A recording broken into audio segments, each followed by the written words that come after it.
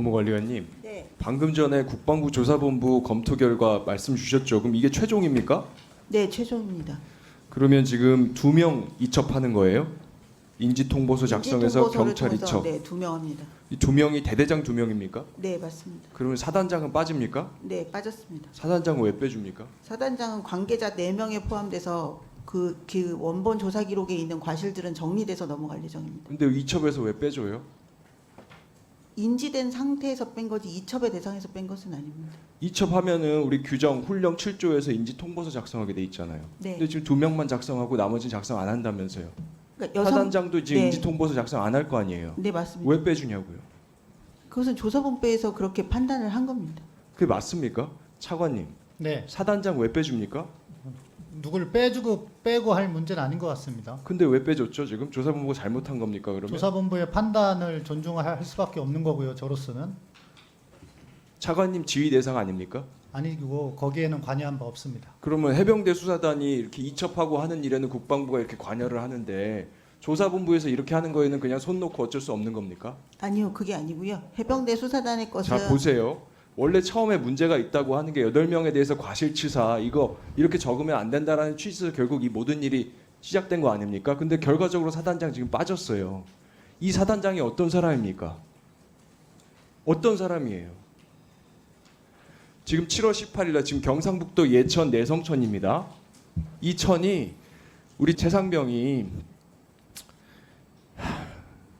세상을 떠난 7월 19일 바로 전날 7월 18일 날 유속이 얼마나 빨랐냐면요. 장갑차가 들어갔다가 5분 만에 나왔습니다. 차관님 알고 계시죠? 그 정도로 유속이 빨랐습니다. 사단장이 직접 가서 이거 봤습니다.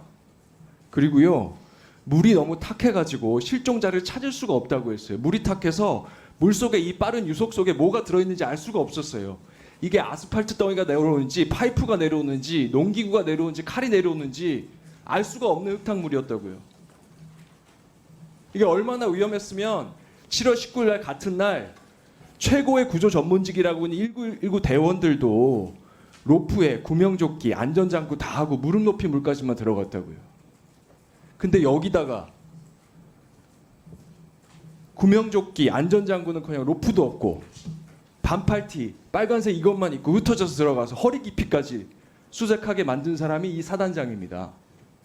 그리고요 사진을 보고도 위험하다고 얘기하기는커녕 훌륭하게 공부활동이 이루어졌구나. 내가 말한 대로 빨간색 추리닝 해병대 눈에 확 띌 수 있도록 적색 티 입고 작업 잘했구나 이러고 했던 게 지금 사단장입니다. 근데 이걸 이첩 대상에서 빼주는 게 맞습니까? 이게 업무상 과실치사가 아니고 뭡니까? 일단 조사본부에서는 지금 확인된 사실만으로는 그 단련자들 간의 진술이 반대되고 이런 것들이 조사돼야 된다는 부분이 있다고 국민들이 판단한 보실 것 같습니다. 때는요. 해병대 수사단장이 처음에 판단했던 것이 과연 왜 그렇게 판단했을까? 이 국방부 조사 결과를 보고 생각하실 수밖에 없을 겁니다. 그리고요. 보세요. 왜 우리가 이 법을 개정했습니까?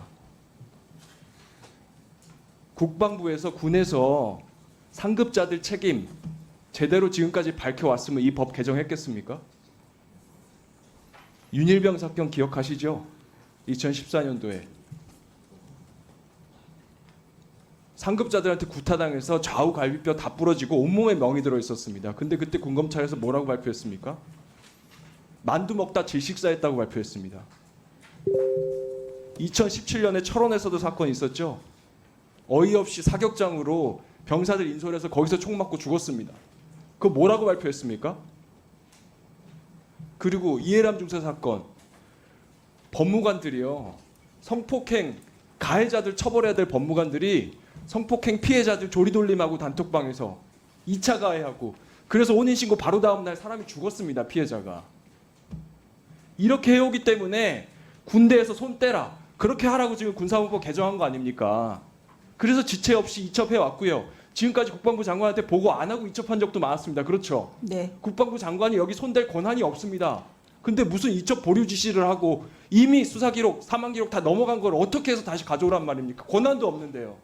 의원님 뭐, 제가 한 말씀 드려도 결제를 했다고 되겠습니까? 제 말 들어보세요. 결제를 했다고요? 이거 결제 아닙니다. 이럴 권한이 없어요. 여기에 이거 하나 예정이라고 알려준 거예요. 이첩 보류 지시가 아니고요. 이첩 중단하라고 불법적으로 요구한 겁니다. 그리고 수사 기록 제대로 가져오라고 인수한 게 아니고요. 정당하게 넘어간 수사 기록을 빼돌리라고 지시한 겁니다. 이거 불법적인 짓입니다. 그거에 대한 책임을 끝까지 묻겠습니다. 의원님 그 부분은 제가 답변 드리겠습니다. 장관님이 수사 결과를 가져오라고 한 적이 없습니다. 해병대에서 스스로 보고하겠다고 한 겁니다. 그렇기 때문에 의원님의 말씀은 이탄희 의원님, 가져오라고 지시한 건 누굽니까? 국방부 검찰단한테 누가 수사 기록을 가져오라고 합니까? 수사 기록이 국방부 이탈리아. 검찰단에서 판단한 가져오라고 지시 안 받고 갔습니다. 논리가 성립하려면은 장관께서 그 내용을 보고 싶어서 해병대에게 보고를 해라, 자료를 갖고 와라. 그리고 그 내용을 보고 뭐 이 이후의 상황이 벌어졌다면은 일리가 있는 말씀이라도 제가 볼 수 있지만 그게 장관님이 보고를 해라가 아니라 해병대에서 스스로 보고를 하면서 그것도 언론 설명 자료라고 보고를 하면서 그때 갑자기 갖고 온 겁니다. 그렇기 때문에 의원님의 말씀은 논리적으로 성립이 되지 않습니다. 죄송합니다. 제가 이제 국방부에서 수사 기록 빼돌린 것에 대해서 계속 책임을 묻고 있는데 지금 차관은 국방부 장관이 그렇게 지시한 적이 없다 이렇게 말을 하고 있습니다. 동문서답인데요. 법무관리관 지금 답변 녹취를 봐도 장관 지시에 의해서 국방부 장관이 수사를 개시했고 그래서 사망 네, 알겠습니다. 자, 김영임 의원님, 의사진행